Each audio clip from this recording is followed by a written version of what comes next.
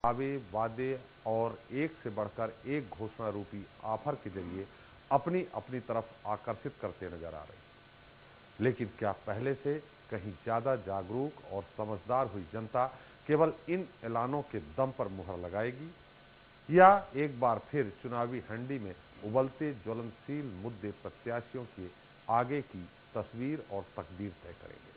आज चर्चा इसी मुद्दे पर, लेकिन पहले 10 बड़ी खबरें।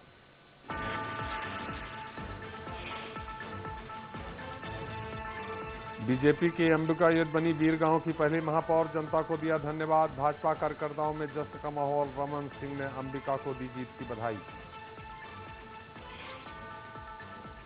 बीरगांव चुनाव में पार्षद पदों पर कांग्रेस का जबरदस्त प्रदर्शन, 40 में से 20 वार्डों पर कांग्रेस का कब्जा, 13 पर बीजेपी, 7 पर निर्दलीयों ने मारी बाजी। देवास विधानसभा और रतलाम झाबुआ लोकसभा उपचुनाव के प्रचार का थमा शोर, अब दोनों दलों के नेता करेंगे डोर टू डोर कैंपेन। 21 नवंबर को होनी है दोनों जगह की वोटिंग, 24 नवंबर को आएंगे उपचुनाव के नतीजे। महू में वकील की हत्या मामले में लामबंद हुए प्रदेश भर के वकील, कल भी करेंगे हड़ताल। इंदौर डीआईजी ने आरोपियों पर 20-20 हजार के इनाम का किया ऐलान, तो हाई कोर्ट की बेंच ने एक्ट न लागू करने पर दिया नोटिस। दमोह में सामने आई जिला हॉस्पिटल और मेडिकल स्टाफ की बेदर्दी, असामान्य नवजात को देखने न आए डॉक्टर न नर्स, बिना देखे जौलपुर किया रेफर, पेट से बाहर है बच्ची की आंख। इंदौर में गुंडे की धमकी और छेड़छाड़ से परेशान छात्रा ने लगाई फांसी, कई दिन से मिल रही धमकी से परेशान था पूरा परिवार, सवाल कहां थी मध्य प्रदेश की स्मार्ट पुलिस। जबलपुर में अतिक्रमण हटाने गई निगम की टीम के सामने महिला ने किया हंगामा, चलती जेसीबी के सामने लेटी महिला, पुलिस ने महिला को हिरासत में लिया। इंदौर में रिश्वत लेते रंगे हाथ गिरफ्तार हुआ बिल कलेक्टर, मांगी थी 6000 की रिश्वत, लोकायुक्त की कार्रवाई। पुलिस ने 4 हार्डकोर नक्सलियों को किया गिरफ्तार, 6 आईईडी बम भी किए बरामद, चोरों पर 3-3 लाख रुपए का इनाम था घोषित। मध्य प्रदेश में कांग्रेस कार्यकर्ताओं ने दी पूर्व प्रधानमंत्री इंदिरा गांधी को श्रद्धांजलि, प्रतिमा पर माल्यार्पण कर उनके कामों को किया याद।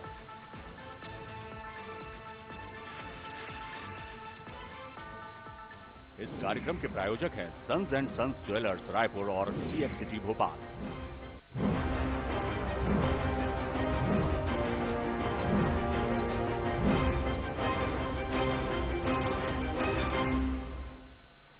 तो दोस्तों, कांग्रेस का गढ़ माने जाने वाली रतलाम झाबुआ संसदीय सीट के 63 सालों के चुनावी इतिहास में पहली बार उपचुनाव होने जा रहा है।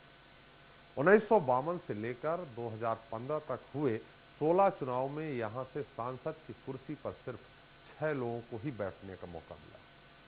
सबसे अधिक 6 बार दिलीप सिंह भूरिया, 4 बार कांतिलाल भूरिया, 2 बार अमर सिंह और भागीरथ भंवर इस सम्मान को हासिल कर चुके हैं। वहीं जमुना देवी और सुर सिंह भूरिया एक बार इस सीट से सांसद चुने गए। खास बात यह है कि इस राजनीतिक क्षेत्र में पहले से परंपरा चली आ रही है कि दिग्गज की मौत होने पर उम्मीदवार उसी के परिवार के सदस्य को बनाया जाए। हालांकि लोकसभा में तो कभी यहां उपचुनाव की नौबत नहीं आई, लेकिन विधानसभा के जरूर 3 उपचुनाव झाबुआ अलीराजपुर जिले में हो चुके हैं।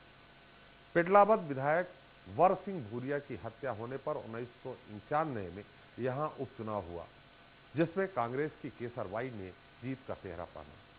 फिर 1996 में जोबट विधानसभा के उपचुनाव में राजनीतिक परंपरा के अनुसार दिग्गज विधायक अजमेर सिंह रावत की बहू सुलोचना रावत कांग्रेस से मैदान में उतरी और उन्हें पहली बार विधायक बनने का अवसर मिला। वहीं 1999 में अलीराजपुर विधायक मगन सिंह पटेल की मौत के बाद उनके करीबी विस्ता पटेल ने ही जीत दर्ज की। ऐसे में भाजपा ने भी इस परंपरा को आगे बढ़ाते हुए निर्मला भूरिया को मैदान में उतारा है, तो कांग्रेस भी फूंक फूंक कर हर कदम बढ़ा रही है।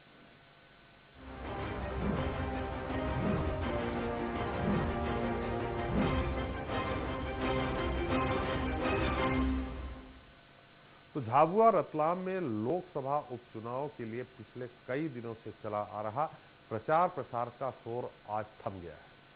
अब मैदान में भाग्य आजमाने उतरे 8 प्रत्याशी शुक्रवार को घर घर दस्तक देकर अपना आखिरी दांव खेलेंगे। इससे पहले सभी पार्टियां अपने अपने स्टार प्रचारकों के मार्फत सभाओं, road show, loud speaker, DJ, लोकगीत, भजन और धार्मिक आयोजनों के जरिए जनता को प्रभावित करने का भरसक प्रयास किया है।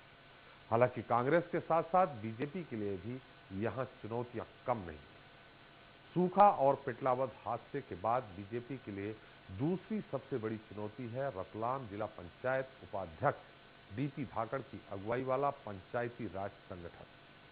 सरकार और बीजेपी संगठन से मिली नाउम्मीद के बाद धाकड़ अपनी पूरी टीम के साथ बीजेपी के खिलाफ मोर्चा खोले हुए हैं। तीसरी चुनौती है हार्दिक पटेल के गुर्जर पाटीदार आंदोलन का असर। इस क्षेत्र में बड़ी संख्या में पाटीदार समुदाय के लोग रहते हैं, जो मजबूती के साथ हार्दिक पटेल के साथ खड़े दिखाई दे रहे हैं।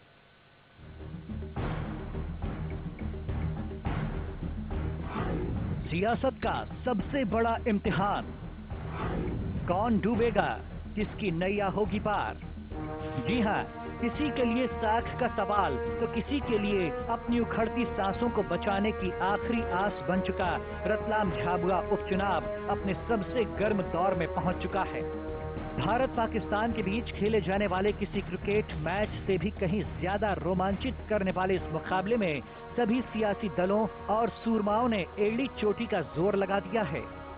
एक तरफ अपनी जीत के जादुई सफर को बरकरार रखने के लिए खुद मुख्यमंत्री शिवराज सिंह चौहान ताबड़तोड़ तरीके से एक ही दिन में 6 सभाओं और रैलियों को संबोधित कर रहे हैं, तो दूसरी तरफ बिहार चुनाव से नई संजीवनी पाई कांग्रेस ने भी अपने किले को वापस पाने के लिए जी जान से मेहनत की। बीजेपी की ओर से एक बार फिर स्टार प्रचारक से लेकर बूथ मैनेजमेंट की जिम्मेदारी शिवराज सिंह चौहान ने ही संभाली।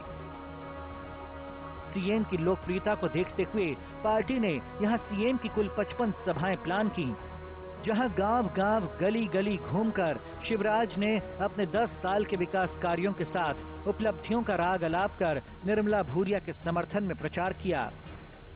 इतना ही नहीं, बिहार हार के बाद बीजेपी ने अपने नेताओं की दीपावली की छुट्टी भी कैंसिल करते हुए 8 मंत्री, 1 दर्जन सांसद और 50 से ज्यादा विधायकों को काम पर लगाया। इन नेताओं को संगठन ने अलग अलग क्षेत्रों में जिम्मेदारियां सौंपी। मतदान केंद्र, मंडल, जिला और विधानसभा क्षेत्रवार के हिसाब से वरिष्ठ कार्यकर्ताओं का ड्यूटी चार्ट भी बनाया गया। पार्टी का सबसे ज्यादा जोर झाबुआ की 3 और अलीराजपुर की 2 आदिवासी बाहुल्य विधानसभा सीटों पर है। 2008 के बाद से 2015 तक ज्यादातर चुनाव भारतीय जनता पार्टी जीती है और ये जो जीत की दिशा है और जीत का माहौल है, ये मध्य प्रदेश में बना हुआ है। तो कहीं कोई अपवाद की स्थिति नहीं दिखती है। हम फिर झाबुआ में और देवास में भारी बहुमत से जीतने जा रहे हैं। कश्मकश से भरे करो या मरो के इस मुकाबले में चुनावी हांडी में कई मुद्दे भी उबलने लगे। जहां बीजेपी कांग्रेस पर संवेदनशील मुद्दों पर ओछी सियासत करने का आरोप लगाती रही, तो वहीं कांग्रेस सूखे के संकट, किसानों की आत्महत्या, पेटलावद हादसे के साथ साथ आरक्षण पर संघ प्रमुख भागवत के बयान और 1.5 साल में केंद्र सरकार की नाकामी को मुद्दा बनाकर जनता जनार्दन के दरबार में पहुंची। इसके अलावा पार्टी के दिग्गज और राष्ट्रीय स्तर के नेताओं को भी कांतिलाल भूरिया के लिए समर्थन में प्रचार प्रसार के लिए मैदान में कुदाया गया। ज्योतिरादित्य सिंधिया, कमलनाथ, दिग्विजय सिंह, संजय निरुपम, सचिन पायलट और मोहन प्रकाश रतलाम, झाबुआ और अलीराजपुर के अलग अलग इलाकों में अभियान को अंजाम देने में लगे रहे, तो वहीं जीतू पटवारी, अरुण यादव, बाला बच्चन और जयवर्धन सिंह ने भी चुनावी कमान संभाली। जो भी हमारे नेतागण हैं झाबुआ और देवास में इलेक्शन कर रहे हैं और आज 19 तारीख अंतिम प्रचार का अंतिम दिन है, तो समस्त नेता वहाँ व्यस्त हैं। कुल मिलाकर झाबुआ रतलाम संसदीय सीट में हो रहे उपचुनाव को लेकर राजनीति के थर्मामीटर में चुनाव की हरारत अपने चरम पर है। ऊपर से गुरुवार को चुनावी प्रचार का शोर भी थम गया। अब 21 नवंबर को मतदान और 24 नवंबर को ईवीएम में प्रत्याशियों की कैद किस्मत बाहर आने का इंतजार है। ऐसे में देखना दिलचस्प होगा कि उपचुनाव में किसान आत्महत्या और पेटलाबाद हादसे जैसे एक्स फैक्टर कितना असर डालते हैं। जनता किसके मुद्दों और वादों पर मुहर लगाती है और किसे बाहर का रास्ता दिखाती है। Bureau report, Swaraj express. तो जब उम्मीदों के उपचुनाव में सभी सियासी दल भरे अपनी अपनी जीत का दम, कांटे की कड़ी टक्कर में कोई न दिखे किसी से कम, लेकिन चुनावी हांडी में उबलते मुद्दे उनकी मुश्किलों को बढ़ाकर जीत की राह को बनाए दुर्गम, तो सवाल उठते। क्या उपचुनाव में किसानों के मुद्दे पर तय होगी सियासी दलों की किस्मत? झाबुआ में पेटलाबाद हादसे का कितना पड़ेगा प्रभाव? क्या दिग्गजों की मौजूदगी चुनावी समीकरण में डालेगी असर? तो इस मुद्दे पर बात करने के हमारे साथ मौजूद हमारे खास मेहमान, सबसे पहले हमारे गिरिजा शंकर जी हैं, राजनीतिक विश्लेषक हैं, स्वराज एक्सप्रेस के भी राजनीतिक विश्लेषक हैं। गिरिजा जी, आपका बहुत बहुत स्वागत है हमारे इस खास कार्यक्रम में। हमारे साथ हैं के अग्निहोत्री, वरिष्ठ पत्रकार। अग्निहोत्री जी, आपका बहुत बहुत स्वागत है। और हमारे साथ हैं दिनेश गुप्ता, वरिष्ठ पत्रकार। दिनेश जी, आपका बहुत बहुत स्वागत है। पहला सवाल गिरिजा जी आपसे, क्या झाबुआ के उपचुनाव जो हो रहे हैं उसमें जो अभी सूखा पड़ा है, किसानों का मामला है, जो किसान आत्महत्या कर रहे हैं लगातार, ये खबर पूरे मध्य प्रदेश में फैली, इसका कोई असर होगा? मुझे लगता नहीं है कि ये कोई बहुत स्थानीय मुद्दा है कि केवल सूखा पड़ा है या किसानों की जो विपत्ति है या किसानों की आत्महत्या हो रही है वो केवल झाबुआ तक सीमित है, ऐसा नहीं है, पूरे प्रदेश में है। और ये तमाम जो इलाके हैं वो इस तरह की आपदाएं लगभग हर साल झेलते रहे हैं जी। तो इस साल कोई बहुत वो नहीं है।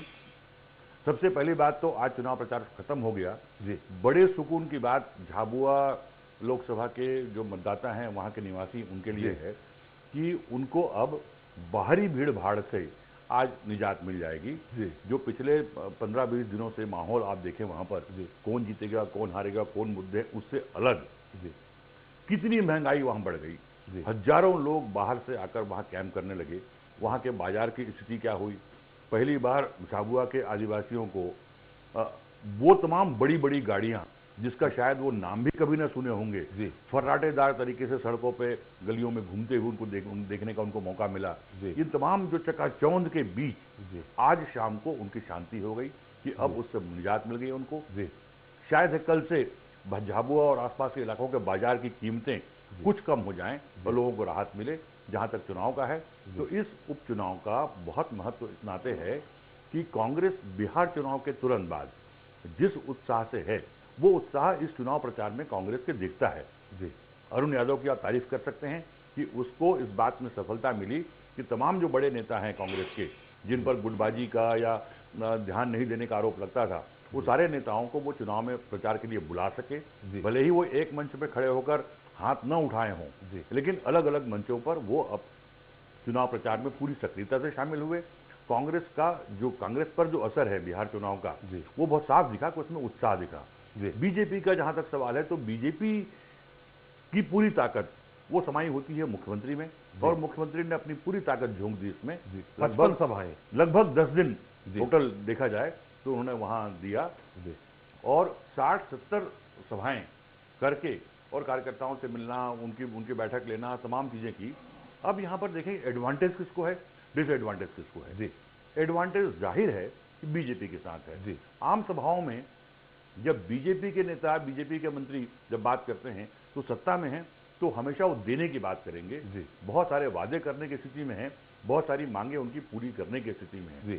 कांग्रेस की बात करें तो कांग्रेस की आम सभाओं में उनके बड़े नेताओं के पास देने के लिए कुछ नहीं है, उनकी कोई स्थिति देने की नहीं है, वो केवल सरकार की आलोचना कर सकते हैं।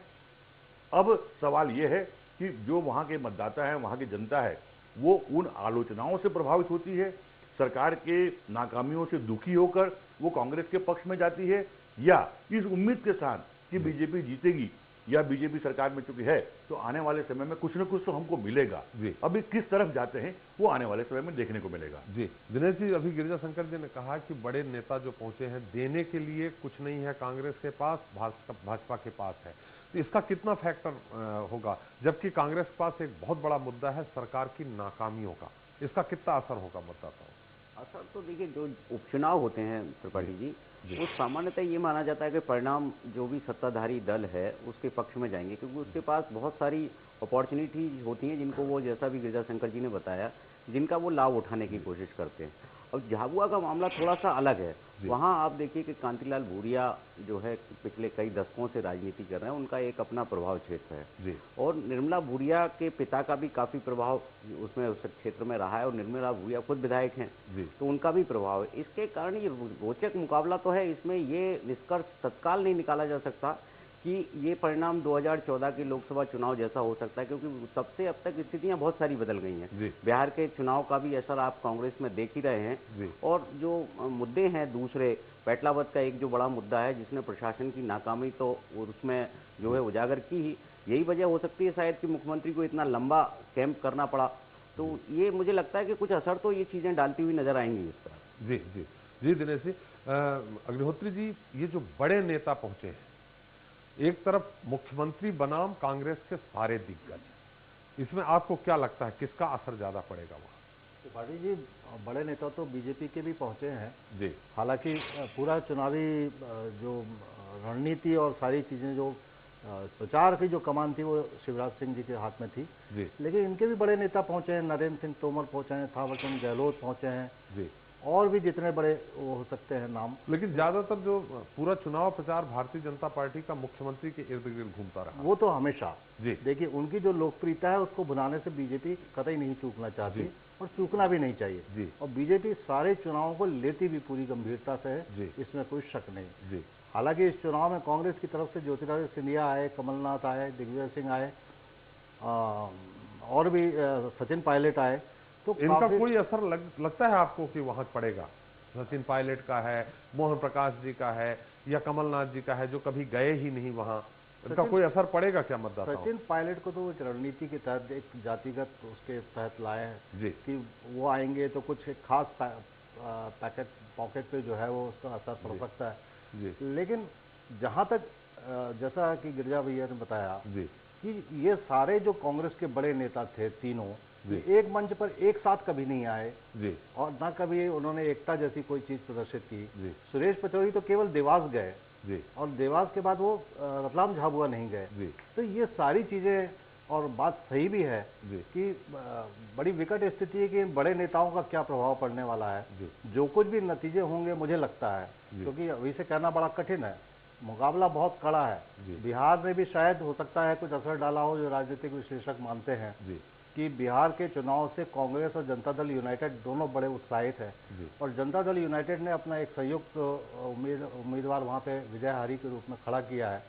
जिसमें सीपीआई, सीपीएम, गोंडवाना गणतंत्र पार्टी, राष्ट्रीय बहुजन दल जो है, बहुजन समाज दल जो है वो भी उनको सपोर्ट कर रहा है और इनके नेता भी वहां पे समय समय पर जाते रहे और कैंप करके वहां पे उनका प्रचार किया है। हालांकि माना यह जा रहा है कि जनता दल यूनाइटेड का जो कैंडिडेट है, यदि वो वोट काटेगा भी तो कांग्रेस के वोट काटेगा, बीजेपी पे शायद उसका असर पड़ने वाला नहीं है।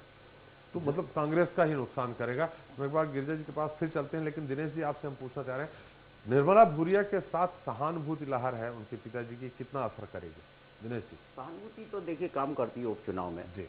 और जो उनका जो परिवार का जो प्रभाव है वो तो उसमें असर है ही, क्योंकि भूरिया जी काफ़ी जो है सालों तक वहाँ राजनीति की है और उनके परिवार का अच्छा प्रभाव है, मतदाता तक उनकी सीधी पहुंच है, तो निश्चित तौर पर इसका लाभ निर्मला भूरिया को मिलेगा।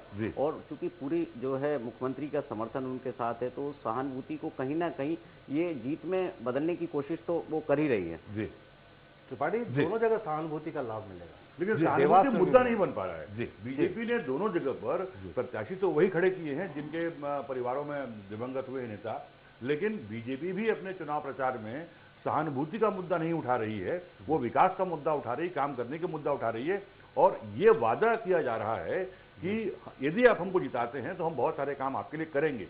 तो सहानुभूति का मुझे लगता नहीं कि बहुत बड़ा रोल इसमें होगा, क्योंकि वो मुद्दा ही चुनाव में नहीं है।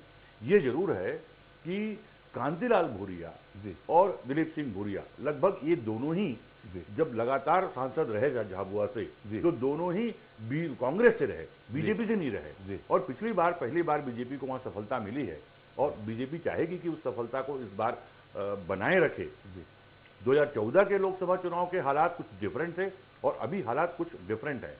पूरा दारोमदार मुख्यमंत्री के ऊपर है। बीजेपी की बात करें तो मुख्यमंत्री का कितना प्रभाव वहां है, कितनी उनकी अपील है और वो निर्मला भूरिया के पक्ष में कितना मतदाताओं को एकजुट कर पाते हैं, बीजेपी के लिए यही एक बड़ी उम्मीद की किरण है। जहां तक कांग्रेस का सवाल है तो कांग्रेस के तमाम नेता आए, बीजेपी और कांग्रेस के प्रचार में नेताओं के लिहाज से देखें तो एक अंतर ये रहा कि बीजेपी के प्रदेश के बाहर का कोई नेता चुनाव प्रचार में नहीं आया, जबकि कांग्रेस ने प्रदेश के बाहर के नेता सचिन पायलट या संजय निरुपम इन लोगों को भी चुनाव प्रचार में बुलाया। हालांकि इनका कितना उपयोग वहां होगा, कितना लाभ होगा, ये हम बिहार में देख रहे हैं। जैसे अग्निहोत्री जी कह रहे हैं सचिन पायलट को एक जाति समीकरण के तहत बुलाया था, उसका कुछ नहीं, वो सभी जो सारे नेता चुनाव प्रचार में बुलाए जाते हैं, चाहे राज्य के भी हों या राज्य के बाहर के भी हों, उनका पूरा उद्देश्य होता है कि एक खास सेक्शन को वो अपील करें और उसी इलाके में उनकी आमसभा होती है, उन्हीं जातिगत समीकरणों के लिहाज से उनको बुलाया जाता है। लेकिन मेरा ये मानना है कि चाहे वो जनता पार्टी बीजेपी हो या कांग्रेस हो, उनके तमाम जो नेता भले ही प्रदेश के हों, लेकिन जिनका झाबुआ से बहुत लाइव कांटेक्ट नहीं है, बहुत ताल्लुक नहीं है, वो वहां जाकर अपनी पार्टी के पक्ष में कितना मददगार होंगे ये मुझे शक है। क्योंकि इनकी क्या अपील होगी, जिनको अपने इलाके के बाहर आसपास के इलाकों में बहुत ठीक से नहीं जानता कोई, वो झाबुआ में जाकर क्या वोट मांगेगी। लॉजिस्टिक तरीके से जो इंतजाम का जो मुद्दा है, उस इंतजाम में भले ही सहायक हो सकते हैं, लेकिन उनका मुझे लगता नहीं कि चुनाव प्रचार में पार्टी के पक्ष में मतदाताओं को प्रभावित करने के लिहाज से इन्हीं की बड़ी भूमिका होगी, ऐसा मुझे नहीं लगता। बस थोड़ा भीड़ भाड़ जरूर बढ़ा सकते हैं। दिल्ली में तो सारे पता नहीं कितने मंत्री, कितने विधायक, कितने मुख्यमंत्री पहुंचे थे, उसके बाद 3 सीटें आई। भीड़ तो इसलिए बढ़ जाती है कि आप जितने नेता गए थे दोनों पार्टियों के, आप देखें कि वो तमाम जो गाड़ियां जो हम शहरों में बहुत कम देख पाते हैं, वो तमाम बड़ी बड़ी जो आलीशान गाड़ियां हैं, उसमें वो तमाम नेता घूमते रहे। नेताओं के आगे पीछे उनके कार्यकर्ताओं, उनके समर्थकों का हुजूम घूमता रहा। अब ये तमाम जो पूरा हुजूम है वो झाबुआ के मतदाताओं को अचंभित करने वाला था, उनको आकर्षित करने वाला नहीं था। तो ये अचंभा और आकर्षण में बड़ा फर्क है। और जब कई बार तो ये होता है कि इन तमाम तामझाम को देखकर मतदाता आपके नजदीक ना आकर आपसे दूर भागता है, तो वो ये जो उसका जो मनोवैज्ञानिक प्रभाव है वो भी आपको परसों वोटिंग के दौरान देखने को मिलेगा। इसका प्रभाव क्या गिरजे भैया बीजेपी की संभावनाओं पे पड़ेगा? बिल्कुल से पड़ेगा। मुझे लगता है कि यदि बीजेपी को नुकसान भी कहीं हो रहा होगा, ये जो पूरा जो तामझाम जो क्रिएट किया गया, इससे बीजेपी को नुकसान ही हो सकता है, फायदा तो कम से कम नहीं हो सकता। जी, हमारे पास फिर आएंगे। दिनेश जी, हार्दिक पटेल का जो पाटीदार आंदोलन का असर वहां कितना होगा, जब पाटीदार समाज के काफी लोग हैं, क्या कुछ पड़ेगा? देखिए क्या है कि पाटीदार हार्दिक पटेल का जो प्रभाव है वो तो अभी आप गुजरात तक ही सीमित है, उससे कोई बहुत ज्यादा रिएक्शन आपको अभी तक मध्य प्रदेश में देखने को नहीं मिला है। काफी हद तक डैमेज कंट्रोल जो है मध्य प्रदेश में किया हुआ है। अब वहाँ जो है पाटीदार किस तरह से, अभी तक उनका कोई इस तरह का रिएक्शन भी सामने नहीं आया है कि वो भारतीय जनता पार्टी के खिलाफ वोट कर रहे हैं या नरेंद्र मोदी के खिलाफ बात कर रहे हैं। देखिए आज जो झाबुआ की स्थिति है वो बहुत ही डिफरेंट है। वहाँ का जो झाबुआ का आदिवासी है, वो जो ग्रामीण क्षेत्र का जो आदिवासी है, वो इतना अभी तक अवेयर नहीं है चीज़ों को लेकर, जिस तरह से तामझाम वहाँ इकट्ठा हो गया है। आदिवासी नहीं, जो वहाँ पाटीदार है रतलाम झाबुआ पाटीदार, देखिए वहाँ अल्टीमेटली जो निर्णायक स्थिति में है, पाटीदार के साथ साथ सबसे ज्यादा तो आदिवासी हैं जो उस सीट पर प्रभाव डालेंगे। पाटीदार जो समाज है वो अभी तक तो भारतीय जनता पार्टी का मध्य प्रदेश में साथ दे रहा है। हार्दिक पटेल को लेकर कोई बहुत ज्यादा मूवमेंट आपने भी देखा होगा, कोई मध्य प्रदेश में देखने को नहीं मिला है। तो फ्लॉप था पूरा। हाँ, वो तो जो हार्दिक पटेल का फैक्टर नहीं दिखता। देखिए इस पूरे झाबुआ के जो चुनाव है, इसके दो अलग अलग सेगमेंट, एक रतलाम है, रतलाम में आपको सीन कुछ अलग दिखेगा, झाबुआ में सीन अलग दिखेगा। रतलाम में जैसा आपने बताया कि धाकड़ एक तरह से लगे हुए हैं, जो अभी साड़ी बांटने का या कंबल बांटने का जो एपिसोड हुआ वो रतलाम में देखने को मिला, झाबुआ में नहीं है ये। तो भारतीय जनता पार्टी, मुझे ऐसा लगता है कि पूरा फोकस, अपना पूरा केंद्र रतलाम जिले पर केंद्रित किए हुए है कि यहाँ से ज्यादा लीड ली जाए। और झाबुआ में जो दिलीप सिंह, कांतिलाल भूरिया यदि कहीं कांग्रेस, भारतीय जनता पार्टी को यदि कहीं शिकस्त देने की स्थिति में, तो उसको कवर किया जाए। तो इसमें कोई बहुत ज्यादा फैक्टर हार्दिक पटेल का दिखाई नहीं देता मुझे। जी, पेटलावत का कितना असर होगा अग्निहोत्री जी? पेटलावत का असर उस विधानसभा क्षेत्र में तो पर्टिकुलर होगा, खासकर शहरी क्षेत्र में। आप बहुत ज्यादा अंदर गांव में जाएंगे तो उतना असर आपको देखने को मिलेगा। देखिए चुनाव में बहुत सारे फैक्टर एक साथ काम करते हैं, कई बार बड़ी घटना हो जाती है। भोपाल में वो जो है गैस त्रासदी का इतना बड़ा कांड हुआ था, इसके बाद भी कांग्रेस जीत गई थी। लोग कह रहे थे कि एक सीट तो इस माहौल में जो है भोपाल में जीती जा सकती है। तो चुनाव के फैक्टर अलग होते हैं, घटनाएं अलग होती हैं, क्योंकि एक चुनाव है, वो चुनाव पर अपने दूसरे जो कैंडिडेट मुद्दे होते हैं और जो नेताओं के संपर्क होते हैं, वो सारे फैक्टर उस पर हावी रहते हैं। जी वही अग्निहोत्री जी आपसे भी जानना चाहेंगे कि पेटलावत का जो घटना हुई है उसका कितना असर होगा, भारतीय जनता पार्टी के पक्ष में होगा या कांग्रेस के पक्ष में होगा? मुझे लगता है त्रिपाठी जी, जिस तरह से घटना के बाद मुख्यमंत्री वहां गए और जिस तरह उन्होंने स्थिति को कंट्रोल किया और एक एक पीड़ित के घर गए, मृतक के घर गए, घायलों को देखने गए और काफ़ी डैमेज कंट्रोल उन्होंने किया उसी वक्त, क्योंकि उन्हें पता था कि यहाँ चुनाव होना है रतलाम झाबुआ में। तो वो गए और उन्होंने कंट्रोल किया कि जिस समय मुख्यमंत्री वहाँ पहुंचे थे पेटलावत, उनके खिलाफ बहुत गर्म माहौल था। शायद आपके चैनल पर पहले भी मैं कह चुका हूँ। तो 10 मिनट में वो वहीं सड़क पर बैठ गए और 10 मिनट में उन्होंने जो कंट्रोल किया वहाँ मॉब को, और जिस तरह से फिर उनके जिंदाबाद के नारे और जो उनके पक्ष में जो माहौल बन गया और सारी जो मेहनत की उन्होंने वहाँ जा करके, केवल वहाँ गुस्सा जो है, वो जो मेन कल्पिट है राजेंद्र कासवा, उसके ना मिलने के कारण जो मुख्य गुस्सा था, लेकिन अब वो प्रदर्शन भी अब होते नजर वहां पर नहीं आते। तो मुझे लगता है कि पेटलावत का मामला हो सकता है कि जैसा दिनेश जी कह रहे हैं शहरी इलाकों में तो जरूर थोड़ा सा हो, लेकिन जो उसका पेटला विधानसभा चुनाव क्षेत्र का जो ग्रामीण इलाका है, मुझे लगता नहीं कि वहां पर बहुत ज्यादा और जो गुस्सा जो वहां पर था उसको एक तरफ तो मुख्यमंत्री ने शांत किया और दूसरी तरफ उस घटना को लेकर जो आक्रोश लोगों के मन में था, जो दुख लोगों के मन में था, उसको अपने पक्ष में भुनाने में कांग्रेस पूरी तौर पर नाकाम रही। वो कांग्रेस के लिए बहुत अच्छा मौका था कि इस दौरान वो अपनी दिखाती उपस्थिति उन तमाम जो पीड़ित लोग हैं उनके पक्ष में मजबूरी से खड़ी होती, तो शायद है कि उनको सहानुभूति मिलती, लेकिन वो वैसा कांग्रेस कर नहीं पाई। नहीं, बिल्कुल। हमारे साथ एक दर्शक है भोपाल से ही, राज जी, आपका स्वागत है इस कार्यक्रम में, अपना सवाल करें। जी, जो पेटलावाल जो हादसा हुआ था जी, उसमें अभी तक कोई कासवा ही कोई पकड़ाया नहीं गया अभी तक कासवा, इससे बीजेपी को काफी नुकसान उठाना पड़ सकता है। नहीं, ये आपका सवाल यही है क्या सवाल एक बार फिर से दोहराएं? मैं ये कह रहा हूँ जो पेटलावाल हादसा हुआ था जी, जिसमें कासवा अभी तक पकड़ाया नहीं गया हुआ है जी, तो उसमें एक बड़ा मुद्दा हो सकता है बीजेपी के लिए कि उनको नुकसान उठाना पड़े वोटों को लेकर। इसका मुद्दा कुछ हो सकता है गिरिजा जी? नहीं, उनका कहना सही है कि जो मुख्य आरोपी है वो आज तक पकड़ाया नहीं है और सरकार के पास कोई एक्सक्यूज नहीं है। शायद मुझे लगता है इसी के मद्देनजर जो सवाल उन्होंने किया है, बीजेपी को नुकसान न हो, शायद इस लिहाज से हो सकता है। मुझे यकीनी तौर पर नहीं कह सकता मैं। कुछ दिनों पहले चुनाव के चलते ही राजेंद्र कासवा की पत्नी और दूसरे और जो महिलाएं उस परिवार की हैं, पुलिस ने उनको अरेस्ट किया और उनके लाई डिटेक्टर टेस्ट कराने की तैयारी कर ली है। तो शायद है कि जो सवाल कर रहे हैं कि ऐसा नुकसान बीजेपी को हो सकता है क्या, और इसी के मद्देनजर ये कार्रवाई की गई हो।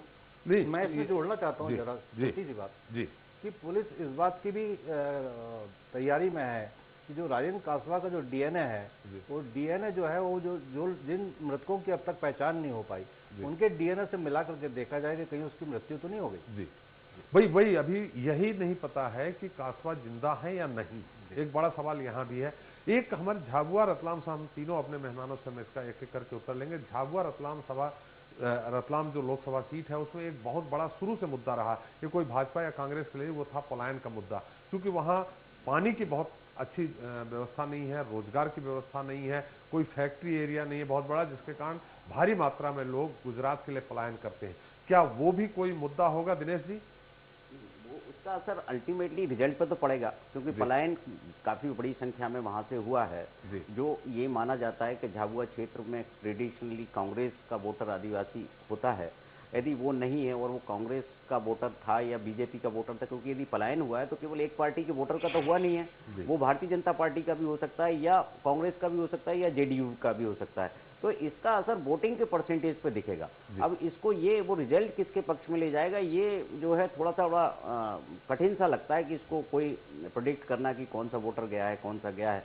पलायन तो वहाँ नियमित तौर पर होता है, वहाँ बहुत सारी समस्याएं हैं। पलायन के अलावा भी वहाँ बहुत सारे मुद्दे, आपने देखा हो कि आरएसएस के संगठन वहाँ हिंदू जागरण के तरह के कुछ वहाँ कार्यक्रम चलाते रहते हैं और वो सालों से चला रहे हैं लगातार, वो अपना वहाँ जनाधार बढ़ाने के लिए ही चला रहे हैं, तो वो भी एक मुद्दे हैं। बहुत सारे जो है छुपे हुए मुद्दे भी वहाँ काम कर रहे हैं झाबुआ में, जिनका असर चुनाव परिणामों में देखने को मिलेगा। जी गिरिजा जी, आपका क्या राय है इसमें? आप नहीं, पलायन एक बड़ा मुद्दा है। आप देखेंगे कि बीजेपी भले ही पिछला चुनाव वहां से जीत गई, लेकिन उस जीत के बावजूद आदिवासियों में जो घुसपैठ करने की कोशिश थी, जो आरएसएस लगातार कर रही है, बीजेपी अपनी तरफ से कोशिश कर रही है, उसके बावजूद उनको बड़ी सफलता नहीं मिली है। पिछले चुनाव में जब सफलता मिली बीजेपी को, तो बड़ी लीड रतलाम से मिली उनको, झाबुआ के ट्राइबल इलाके से नहीं मिली।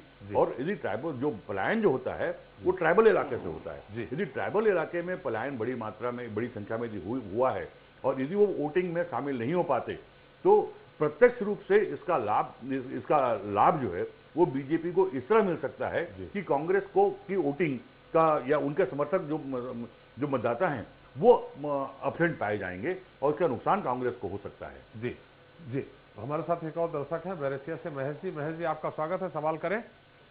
सर, मेरा सवाल गिरिजा शंकर जी से है। जी सर, मैं गिरिजा शंकर जी से ये पूछना चाहता हूँ कि अभी ये जो पेट्रोल के और डीजल के दाम बढ़े हुए हैं जी, और साथ में ही 25 तारीख के आसपास और भी काफी चीजें हैं जिनमें दाम बढ़ने वाले हैं, एक ये और दूसरा ये कि किसान जो परेशान है उससे लेके सरकार, भाजपा सरकार ने जो काम करे हैं, इन दोनों मुद्दे को जोड़कर इस चुनाव में कितना प्रभाव पड़ने वाला है? नहीं, ये मुद्दे बिल्कुल सही हैं, लेकिन आप ये देखिए कि झाबुआ का जो मतदाता है वो और बाकी इलाकों के मतदाताओं में थोड़ा फर्क है। जो मुद्दे हमारे शहरी इलाकों को प्रभावित करते हैं, जैसा आपने कहा पेट्रोल की कीमत, पेट्रोल का उपयोग करने वाले तमाम हमारे आदिवासी भाई जो हैं वो कितने हैं, तो अलग अलग मुद्दे होते हैं। बावजूद इसके इन कई बार तो चुनाव में आप देखेंगे कि गैर मुद्दे भी मुद्दे बन जाते हैं। ये डिपेंड करता है अपोजिशन पार्टी के ऊपर कि वो किन मुद्दों को किस तरह से जनता के सामने रख रही है। जी, कई बार ऐसे होते हैं जो मुद्दे उनसे संबंधित नहीं होते, उनको भी मुद्दा बना दिया जाता है। मुझे नहीं लगता कि जो बात आप कह रहे हैं पेट्रोल की कीमत का या किसी और तरह की महंगाई का, कांग्रेस ने उसको एक बड़ा मुद्दा बनाकर पेश किया है, ऐसा मेरी जानकारी में नहीं है।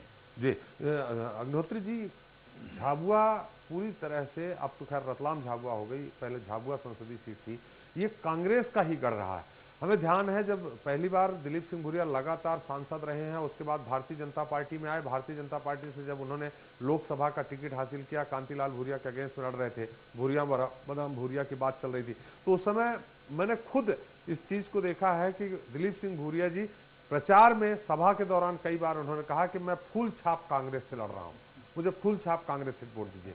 ऐसे में पिछला चुनाव किन कारणों से भारतीय जनता पार्टी जीती, माने जो वहां से दिलीप सिंह जीते, और क्या कांग्रेस का गढ़, कांग्रेस का आधार जो है वहां खिसक गया है? कांग्रेस का आधार तो निश्चित रूप से त्रिपाठी जी खिसक गया है, क्योंकि इन कुछ सालों में जिस तरह से, थोड़ा सा रोकें, हमारे साथ झाबुआ से एक दर्शक है दीपक। दीपक जी, आपका स्वागत है इस खास कार्यक्रम में, अपना सवाल करें। मेरा सवाल ये है कि दोनों पार्टियों से, मतलब जितने गेस्ट आए इन लोगों से, कि एक तरफ जैसे कांग्रेस जो है बिहार चुनाव के बाद उत्साहित नजर आ रही है, लेकिन क्या बीजेपी का भी कॉन्फिडेंस लूज हुआ है बिहार चुनाव के बाद? इस तरीके से उन्होंने केवल शिवराज सिंह चौहान को जो है आगे किया, और बीजेपी ने 10 साल का जो जश्न मनाने वाले कार्यक्रम था उसको भी रद्द करना पड़ा। तो इस तरीके से क्या मतलब बीजेपी बैकफुट पे है क्या बिहार चुनाव के बाद इस चुनाव में? जी गिरिजा जी, हम आपसे उत्तर ले लेंगे, फिर अग्निहोत्री जी के पास चलते हैं। नहीं, उनका कहना सही है, बैकफुट में है कहना मुश्किल है। जो 10 साल का उत्सव मनाने का जो मना किया सर मुख्यमंत्री ने या सरकार ने, वो तो किसानों की समस्याओं के मद्देनजर उन्होंने किया है। लेकिन जो बैकफुट भले ही ना हो, लेकिन बिहार चुनाव का एक मनोवैज्ञानिक प्रभाव तो बीजेपी पर पड़ा है, और इसी के कारण देखेंगे कि इस चुनाव में जितनी ताकत मुख्यमंत्री ने इस उपचुनाव में लगाई है, शायद इसके पहले के उपचुनाव में इतनी नहीं लगाई है। 70 से अधिक आम सभाएं लेना, लगभग 7-8 दिन वहां कैंप करना, बहुत बड़ी संख्या में कार्यकर्ताओं, मंत्रियों, विधायकों को वहां भेजना, तो वो जरूर उसका एक मनोवैज्ञानिक प्रभाव पड़ा है। और बीजेपी ये बिल्कुल नहीं चाहेगी कि ये उपचुनाव जो बिल्कुल बिहार चुनाव के बाद हो रहा है, तो वहां पर बीजेपी को हार का सामना करना पड़े। वो हर हाल में ये सीट जीतना चाहती है, ताकि बिहार का जिस प्रभाव की बात कर रहे हैं उस प्रभाव से वो उबर सके।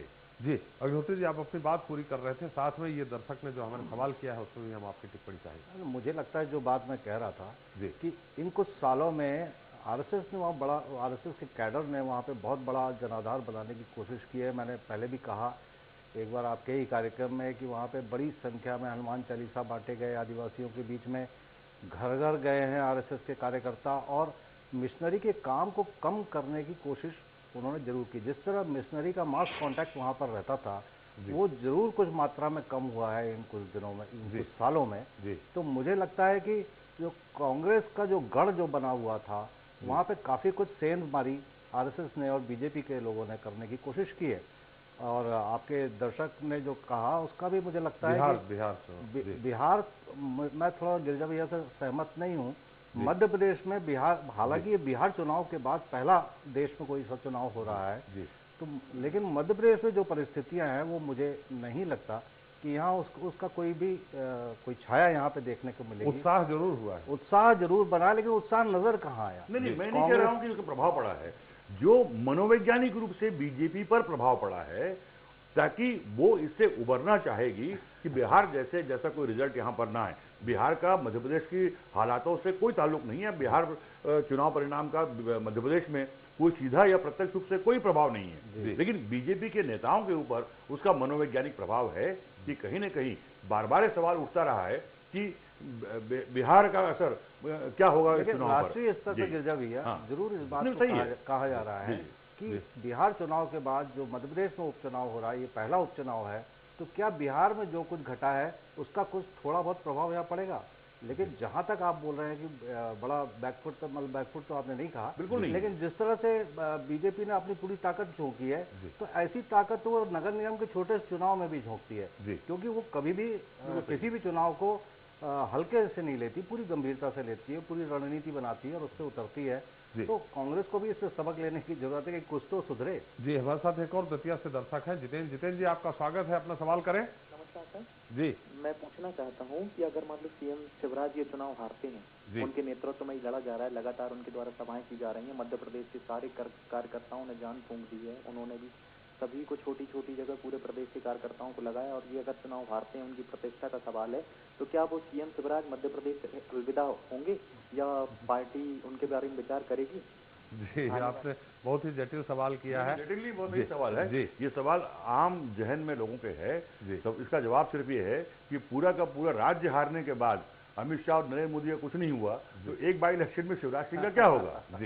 जी, दिनेश जी, जो हमारे दर्शक ने सवाल किया था बिहार उपचुनाव का फैक्टर कितना, बिहार चुनाव का फैक्टर कितना होगा, और साथ में एक और दर्शक ने सवाल किया था कि हम तीनों अतिथियों से उन्होंने सवाल किया था इस बात को लेकर। क्या है त्रिपाठी जी, मुझे लगता है कि बिहार से ज्यादा जो डर है भारतीय जनता पार्टी को इस उपचुनाव में, वो वहाँ आदिवासी इलाके के कारण है, और झाबुआ और रतलाम की जो स्थिति रही है, खासकर झाबुआ की, कि वो वहाँ का परिणाम कांग्रेस के साथ आता है।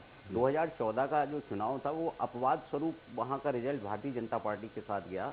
वहाँ का जो वोटर है ट्रेडिशनली जो है कांग्रेस को वोट डालता रहा। भारतीय जनता पार्टी की चिंता ये है कि यदि ये चुनाव हम हार गए तो ये बात जाहिर हो जाएगी कि केवल वो नरेंद्र मोदी की लहर के कारण जीते थे, हमारा जनाधार वहाँ पूरी तरह से स्थापित नहीं हुआ है। लेकिन दिनेश जी, सॉरी, जो विधानसभा चुनाव के ठीक एक साल बाद जो लोकसभा चुनाव हुआ था, विधानसभा चुनाव में जितने वोट बीजेपी को मिले थे, लोकसभा चुनाव में उससे कम मिले। हाँ, तो मैं भी वही कह रहा हूँ कि ये चुनाव यदि हो जाता है, इस चुनाव में यदि किसी तरह से भारतीय जनता पार्टी के खिलाफ रिजल्ट आता है, तो ये संदेश जाएगा कि 30 सालों से जो आरएसएस और भारतीय जनता पार्टी मेहनत कर रही है, इसके बावजूद उसका वहाँ जनाधार नहीं बना है, सरकार में रहते हुए भी वो एक उपचुनाव वहाँ नहीं जीत पाए। तो इसमें ये बिहार का नहीं है, बेसिकली वो झाबुआ से एक संदेश देना चाहते हैं, यदि आदिवासी इलाके में आपकी जीत हो जाती है तो ये माना जाता है कि प्रदेश में आप सुरक्षित है। मुझे याद है 2003 में जब पहला चुनाव परिणाम आदिवासी इलाकों से मिला था दिग्विजय सिंह को, तो उन्होंने ये घोषित कर दिया था कि वो 2003 का चुनाव हार रहे हैं। आदिवासी की सीटें परंपरागत तौर पर कांग्रेस की मानी जाती है।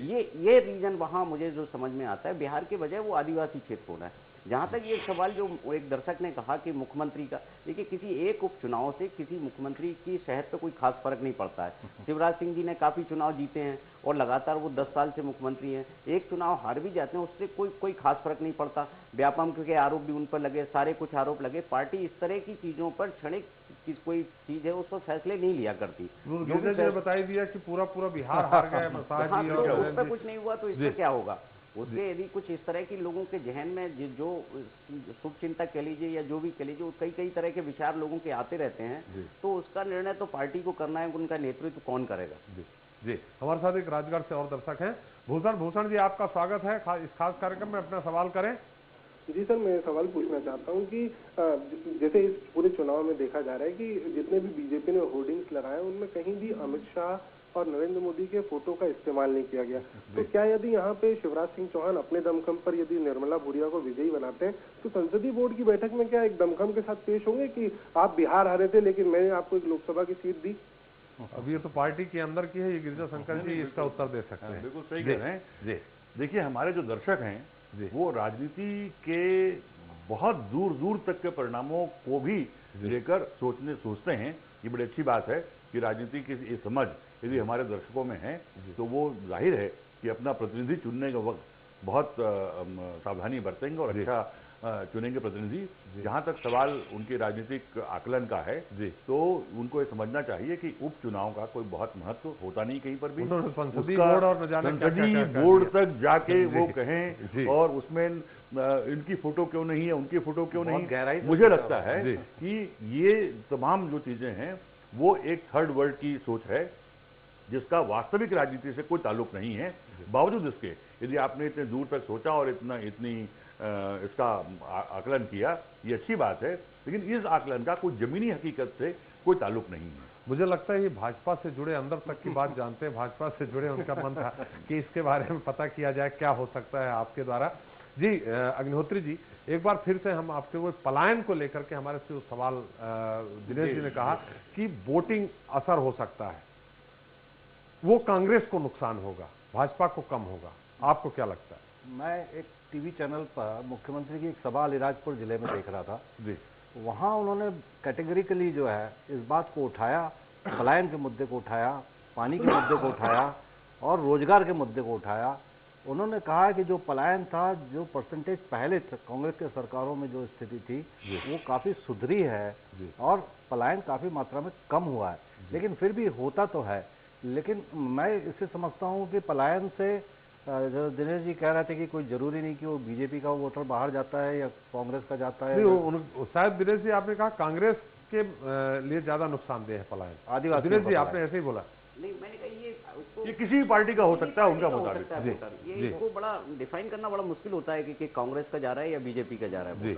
तो ऐसी स्थिति में पलायन इस समय बड़ी संख्या में हो रहा होगा, मुझे नहीं लगता, क्योंकि ये मौसम ही ऐसा नहीं है कि पलायन करने की जरूरत पड़े शायद। जी गिरिजा जी, एक बार फिर से हम जैसा कि एक उपचुनाव, ज्यादातर जितने अभी तक उपचुनाव हुए हैं शिवराज जी के, उसमें भारतीय जनता पार्टी आई, 20 उपचुनाव हुए जिसमें ज्यादातर 14 में बीजेपी जीती, 5 में कांग्रेस, 1 में सपा जीती थी किशोर समरीते के रूप में, वो अलग मुद्दा था, वहां नेक्स्ट। एक चुनाव जो बोहरी बंद का संभवतः चुनाव, प्रभात पांडे जो भारतीय जनता पार्टी के विधायक थे, वो उनके बेटे को चुनाव टिकट दिया गया था और फिर भी उसके बाद भी भारतीय जनता पार्टी हार गई, सहानुभूति वहां बिल्कुल नहीं चली। तो क्या यहां भी ये स्थिति है? मुझे लगता है, देखिए क्या है, एक सारी पॉलिटिकल पार्टी में एक सर्वमान्य सिद्धांत बन गया है कि जब भी किसी नेता की मृत्यु होगी या उनको राजनीति थोड़ा सा हम रोकेंगे। खरगोन से हमारे साथ दर्शक हैं जो अपना सवाल करना चाह रहे हैं। महेंद्र जी, आपका स्वागत है इस खास कार्यक्रम में, अपना सवाल करें। महेंद्र जी सवाल करें, आप आवाज सुन पा रहे हैं तो? लगता है महेंद्र जी से संपर्क नहीं हो पा रहा है। जी गिरजी, तो जैसे मैं कहा कि लगभग कांग्रेस, बीजेपी और अन्य पार्टियों में एक परंपरा बन गई है कि यदि किसी नेता का निधन होता है तो या किसी नेता को राज्य राजनीति से केंद्र में भेजा जाता है तो उनके विकल्प के रूप में उनके ही परिवार के लोगों को टिकट दी जाती है। ये अर्जुन सिंह के साथ हुआ, मोतीलाल वोरा के साथ हुआ और उसके बाद फिर ये परंपरा बन गई। उस परंपरा में अभी दोनों जगह, देवास में और झाबुआ में, बीजेपी ने वही परंपरा निभाई कि दोनों निधन जिन नेताओं का हुआ उनके परिवार वालों को टिकट दी। यही बोहरी बंद में किया था। कभी कभी ये प्रयोग सफल हो भी जाता है क्योंकि यहाँ पर सहानुभूति का मुद्दा उतना नहीं होता। दरअसल उस नेता के जो अनुयायी होते हैं, उनके समर्थक होते हैं, उनको एकजुट करने में जो परिवार का सदस्य ज्यादा कामयाब होता है बनिस्बत नए नेता के। तो उसकी जो एकजुटता है, उस नेता के समर्थकों की जो एकजुटता है, उसका लाभ जरूर उस प्रत्याशी को मिलता है। लेकिन सहानुभूति का कोई बहुत मुद्दा हो या सहानुभूति के कारण उनको फायदा मिलता हो, ऐसा मुझे लगता नहीं। और इसीलिए बोहरी बंद में भी, झाबुआ में भी और देवास में भी बीजेपी ने टिकट जरूर दिया उनके परिवार के लोगों को, लेकिन उस सहानुभूति का कोई मुद्दा अपने चुनाव प्रचार में नहीं बनाया उन्होंने। जी नहीं, अब सहानुभूति की चूंकि बात आई है तो हम एक बार फिर अब देवास की भी चर्चा कर लें, लेकिन हमारे साथ खरगोन के जो हमारे दर्शक हैं वो हमारे साथ जुड़ गए हैं। महेंद्र जी, आपका स्वागत है इस खास कार्यक्रम में, अपना सवाल करें। लगता फिर संपर्क नहीं हो पाया। देवास की बात करें, दिनेश जी, सहानुभूति की और बाकी जो बातें होती हैं वो अलग हैं। वो एक राजसी परंपरा जो अभी तक चली आ रही, जो हमें हमारे रिपोर्टर ने खबर दी, वहां पे जो देवास के भारतीय जनता पार्टी की जो प्रत्याशी हैं उनके हाथ जोड़ते हुए पोस्टर लगा दिए गए। तो जब उन्होंने देखा कि मेरे हाथ जोड़ते हुए पोस्टर लगा दिए गए हैं तो उन्होंने कहा मैं किसी के हाथ नहीं जोड़ूंगी, ये पोस्टर हटवाया जाए तुरंत। उन्होंने कहा सकरी गलियों में जाने से मना कर दिया। उसके बाद भी तय माना जा रहा कि कम से कम 50,000 से भारतीय जनता पार्टी की जीत होगी। तो आज भी राजसी परंपरा कायम है। थोड़ा सा बदलाव तो आया है। देखिए, देवास से कई तरह के समाचार मिल रहे हैं, कई तरह की फीडबैक आ रहे हैं, लेकिन ऐसा बिल्कुल कहना कि जो है क्लीन स्वीप है और 50,000 से वोटों से जीत जाएंगे, ये फोटो के कारण उन्होंने इस तरह से कर दिया या राजशाही। देखिए, राजशाही का दौर चला गया। अब ये जो जमीन नहीं, अगर राजशाही का दौर चला गया तो सामने आपको दिख रहा है। नहीं, आप देखिए कि ये तो बेसिकली चुनाव परिणाम अभी आने में समय है त्रिपाठी जी। अब आप चुनाव परिणाम देखिए कि वो जो राजशाही की बात कर रहे हैं उसके अनुकूल आते हैं या फिर जो कोई दूसरे परिणाम वहाँ सामने आते हैं। लेकिन राजनीतिक समीकरण या चुनावी जो समीकरण है, वहाँ जिस तरह से कांग्रेस ने कैंडिडेट का सिलेक्शन किया है, वो उन्होंने कास्ट और कम्युनिटी दोनों का ध्यान रखा है। अब वो इक्वेशन कितना काम करता है, वो मेरे ख्याल से राजशाही पर यदि भारी पड़ गया तो फिर परिणाम कुछ और भी हो सकते हैं। तो इसलिए ये कहना कि ये केवल जो है राजशाही के कारण होगा, ऐसा नहीं है। आप वहाँ देवास में देखिए कि जो है पिछले कई दिनों से उनके परिवार को लेकर विवाद भी चल रहे थे, कई घटनाएं भी हुई। बहुत सारी, आपको याद होगा जब तुकोजी राव जी भी थे तब घटनाएं हुई थी, बेटे पर भी एक पुलिस केस दर्ज हो गया था। तो वहाँ उनकी एक दूसरी छवि भी है, वो राजशाही से हटके है। तो वो कितना असर डालती है, सहानुभूति कितना डालती है या राजशाही कितना डालती है, और जो कम्युनिटी और कास्ट इक्वेशन है कितना डालेगी, ये परिणाम से पता लगेगा सर। ये कम्युनिटी और कास्ट इक्वेशन क्या है दिनेश जी?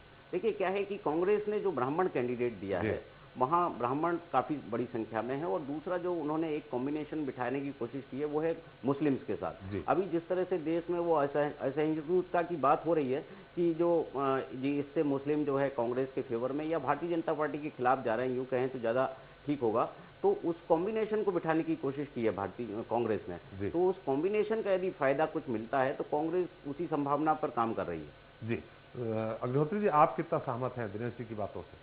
मैं काफ़ी हद तक सहमत हूँ, इसलिए कि जो चेहरा कांग्रेस ने उतारा है बिल्कुल नया चेहरा है, फ्रेश फेस है, जयप्रकाश शास्त्री, और छात्र राजनीति से निकला हुआ व्यक्ति है जो अब मुख्यधारा की राजनीति में जोड़ने जा रहा है। तो किस हद तक सफलता मिलती है तो 24 तारीख को ही पता चलेगा, लेकिन मेहनत बहुत की जा रही है, संपर्क बहुत अच्छी तरह से किया जा रहा है।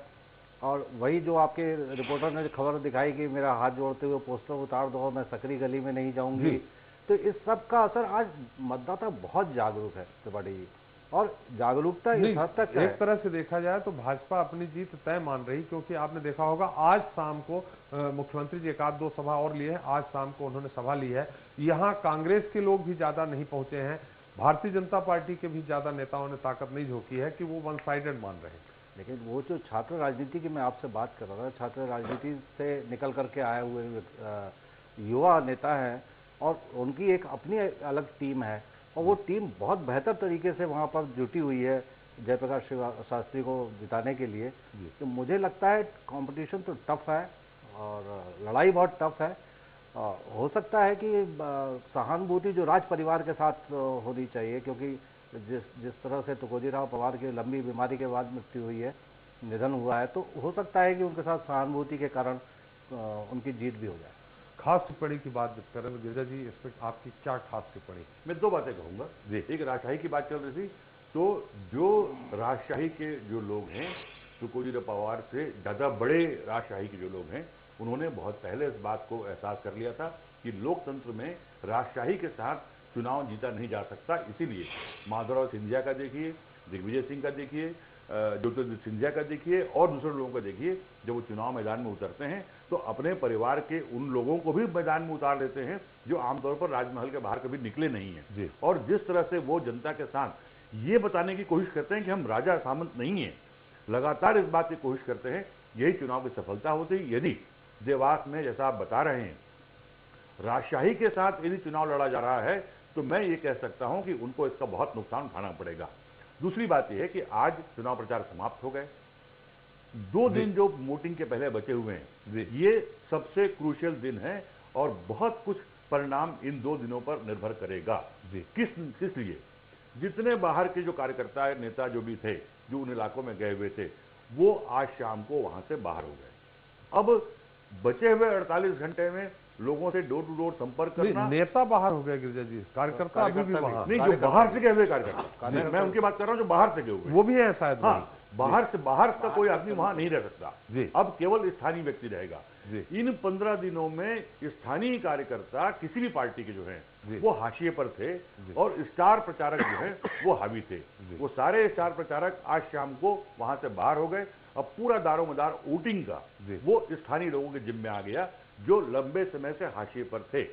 अब यदि वो स्थानीय जो कार्यकर्ता हैं या स्थानीय लोग हैं जो हाशिए पर थे, अब यदि वो मुख्य भूमिका में आकर ठीक ढंग से वोटिंग नहीं करा पाते, अपने किसी असंतोष, अपने किसी कुंठा की वजह से वो यदि थोड़े से ढीले पड़ जाते हैं, तो जिस पार्टी के जीतने की भी प्रॉस्पेक्ट्स हैं उसको हारना पड़ सकता है।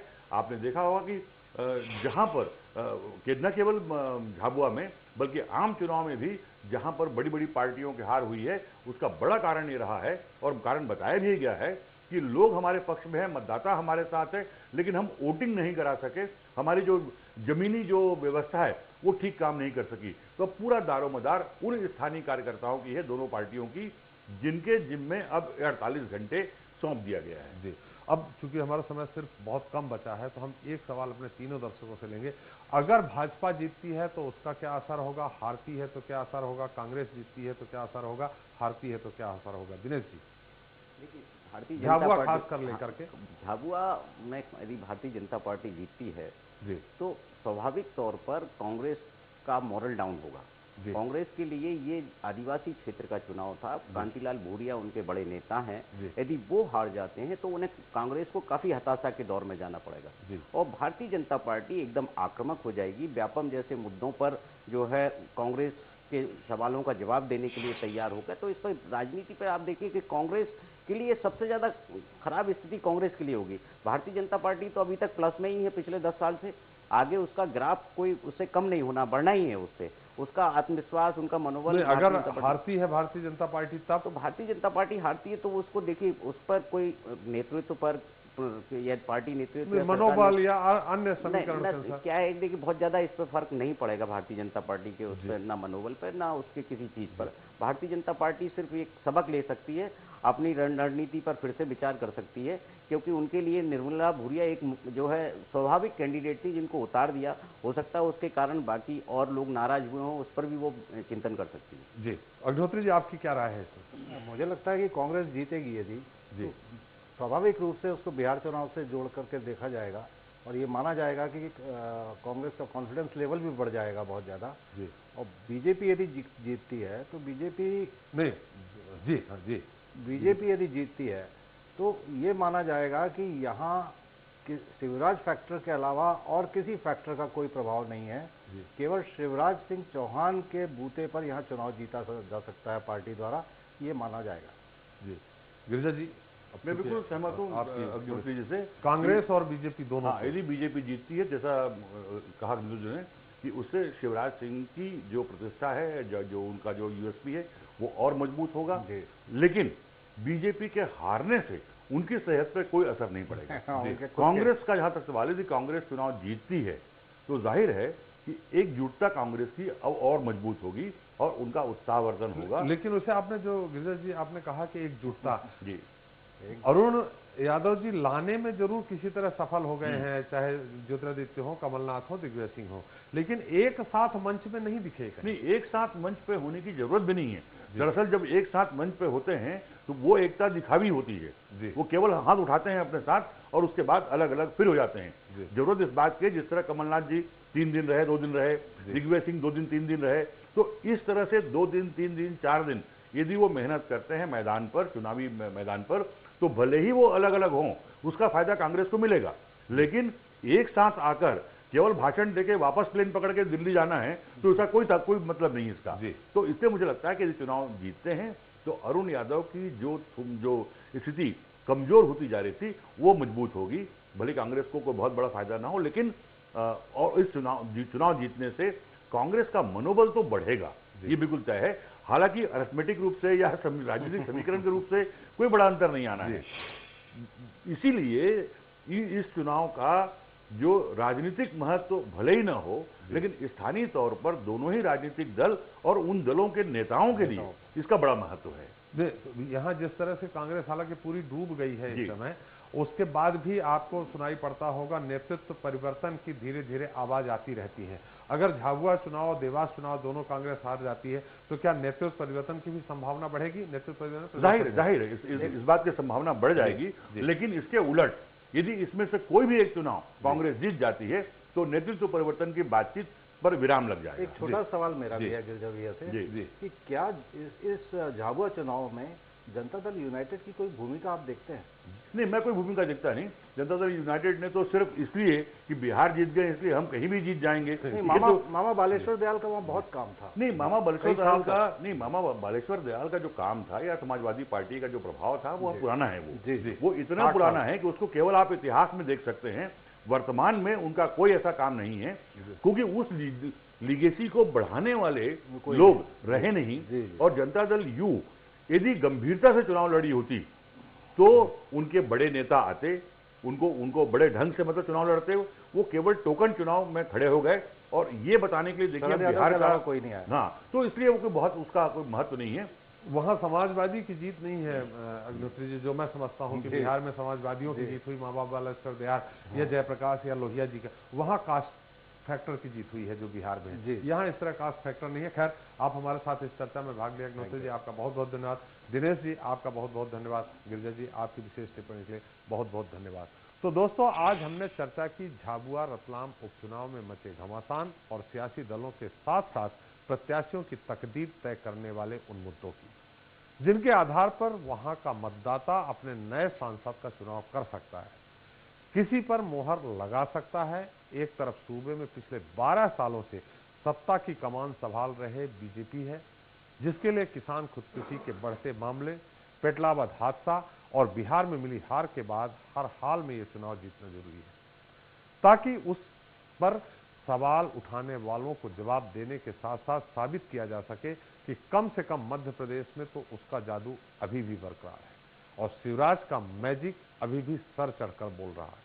तो दूसरी तरफ 60 सालों तक देश पर राज करने के बावजूद पिछले 12 सालों से सूबे की सियासत में बनवास पर चल रही कांग्रेस पार्टी है, जो इन दिनों अपनी लोकप्रियता के न्यूनतम ग्राफ पर पहुंच चुकी है और बिहार के बाद इस उपचुनाव में भी कम बैक कर फिर से पनपने का सपना सजो रही है।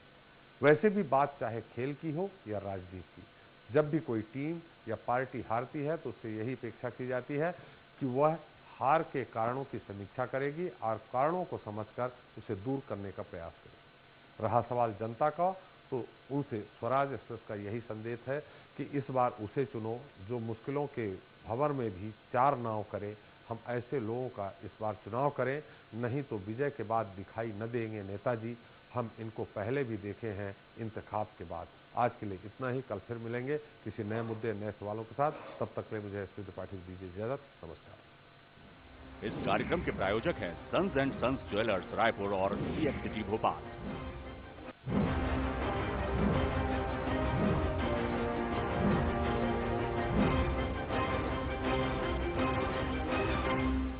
CX लाइन है 5 प्रोजेक्ट में शुभ अवसर, स्वामित्व के साथ लाभ ही लाभ। सीएक औद्योगिक क्षेत्र, धार्मिक पर्यटन, सीएक agro, energy capital of India, सीएक सैटेलाइट सिटी भोपाल। सिर्फ 2 से 3 लाख के पेमेंट कर, शेष 2 से 5 साल की किस्तों में। सीएक 26 वर्षों से प्रतिष्ठित मध्य प्रदेश की सफल स्थानीय कंपनी। अधिक जानकारी के लिए संपर्क करें कॉन्टैक्ट 9098991000। बंदर देखा, हाथी देखा, बारहसिंघा और चीतल देखा, मोगली के जंगलों में शेर खान को देखा। पचमढ़ी सतपुरा का अजूबा, भोपाल लेक में सूरज डूबा, मंडू का जहाज महल और मार्बल का पहाड़ देखा। महाकाल मंदिर में पूजा, फोटो खींचा जाके ओछा, ग्वालियर के किले में भटका, खजुराहो ने दे दिया झटका।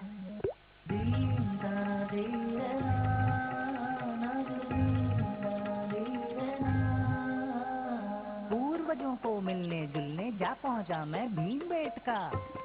ट्रेन की चुक चुक सुनते सुनते आ पहुंचा मैं सांची स्तूपा। सांची की शांति में खुद के अंदर झांक देखा।